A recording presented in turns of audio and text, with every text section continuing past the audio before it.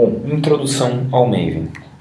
Nossa agenda é composta sobre explicações de o que é e por que é o Maven, suas funcionalidades, vantagens, um comparativo do Maven com o Ant e como ele funciona.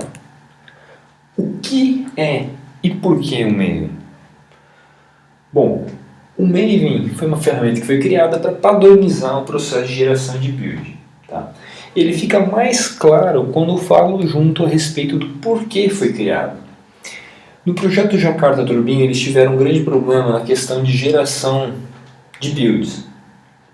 Por quê? Porque eles tinham vários desenvolvedores e cada um tinha um processo de geração, bem como sub outros projetos, onde eu tinha Ant, eu tinha Shell Script, eles precisavam ter uma forma unificada, comum, que todo mundo entendesse isso daí. A partir daí surgiu o Maven, certo?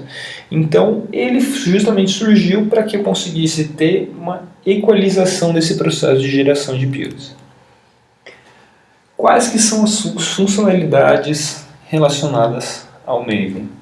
Bom, como já foi dito anteriormente, gerar build, simples e direto. Gerenciar minhas dependências. Então, quando eu digo que esse meu projeto que eu estou criando nessa estrutura de Maven depende de uma outra biblioteca, dando um exemplo aqui no caso, um JUnit, um Hibernate, então o que acontece? Na hora que eu for compilar essa ferramenta, ele vai procurar um diretório local meu se eu tenho essa biblioteca disponível, senão ele vai tentar fazer download desse artefato online. Gerar documentação. Então, não só a questão de documentação de Javadoc, mas como também documentações de site, onde eu consigo ter site para cliente, site de API eu consigo gerar. Se vocês pegarem o próprio site do Maven, ele foi gerado através do próprio Maven. Uma das coisas que o Maven tenta trazer bem forte para a mentalidade do desenvolvedor é a importância do teste unitário. Então, por padrão, todo o processo de compilação, geração de artefato, ele roda teste unitário. Obviamente, você tem que desenvolver o teste unitário. Possibilita que eu consiga estender a funcionalidade do Maven através de plugins, através de outros plugins também relacionados à compilação, a parte de relatórios. Então toda essa questão de eu conseguir estender a ferramenta, ele consegue me prover. Então eu não tenho uma ferramenta engessada, eu tenho uma coisa que eu consigo ampliar e moldar conforme o meu processo. Outra questão que eu trago mais como vantagem, a gente vai tocar isso aqui mais para frente, é a questão do equalizar o ambiente desenvolvedor, que foi uma das coisas que a gente viu lá, um motivo ele ter sido criado, né? Então, o que acontece? Eu consigo fazer com que todos os meus desenvolvedores tenham o ambiente de desenvolvimento padronizado. E isso facilita muito, porque se eu tiver problemas com uma pessoa não veio hoje na minha equipe, e precisa mexer num projeto que essa pessoa estava mexendo, facilmente eu consigo que outra pessoa entenda toda a parte de geração de build, toda a parte de compilação e expedição, porque é um processo unificado, um processo padrão. Quais são as vantagens de eu utilizar o Maven? Não consigo falar de outra forma sem ser a organização do projeto. A padronização me gera uma organização, então isso é fato indiscutível. Eu removo a complexidade da geração de build para todos os meus desenvolvedores.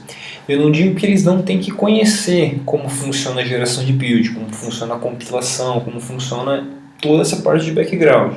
Mas eu consigo fazer com que poucas pessoas tenham que se preocupar isso num determinado momento do ciclo de vida do projeto, e a partir daí é simplesmente reutilizar toda essa questão de geração de build. Através, como eu estava falando, de um processo uniforme e também repetitivo. Então, eu consigo fazer essa configuração uma única vez, o processo acaba se tornando repetitivo. Eu simplesmente rodo novamente, copio, gero artefatos, gero documentação. Então isso se torna um ciclo infinito, digamos assim.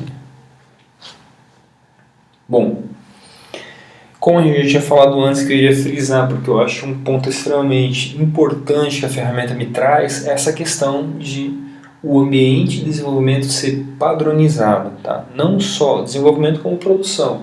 Então eu consigo gerar artefatos para os meus desenvolvedores, que a gente poderia, no caso aqui, chamar de snapshots, bem como releases candidates, ou até a questão de versões finais, onde eu vou colocá-las em produção e disponibilizar como ferramenta ou como bibliotecas para outros softwares serem utilizados. Tá? E um ponto que também ela entra meio que junto nessa questão da padronização em cima é onde eu tenho um processo de build igual para todos. Né? Então, seja um desenvolvedor júnior que acabou de entrar na empresa agora, ou para um desenvolvedor sênior, para um arquiteto, todos eles utilizam o mesmo processo, os mesmos comandos, as mesmas ferramentas para gerar o artefato. Bom, agora então nós vamos falar rapidinho, só uma comparação do Maven Lunch. Na verdade não é comparação, é simplesmente uma constatação.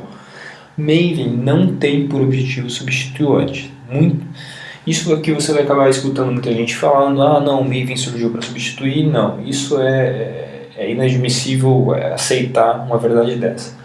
Até porque dentro do Maven, certo, você utiliza algumas tasks antes. Então, e ele também possibilita que você diga que dentro do seu processo você executa algumas tasks antes. Então, são duas ferramentas com propósitos muito diferentes. Tá?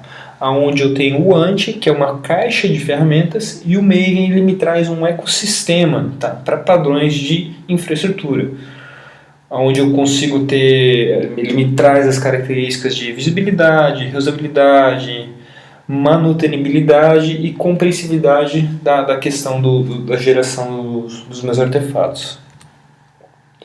Como ele funciona? Bom, através de um arquivo de configuração chamado POM. Tá? E esse arquivo, eu posso ter um arquivo ou usuários, então a gente tem o chamado módulos e submódulos do projeto. Né? E, basicamente, toda essa questão funciona através de um ciclo de vida de geração de artefato, onde eu tenho a compilação, eu tenho a execução de testes, eu tenho o empacotamento, a geração do artefato.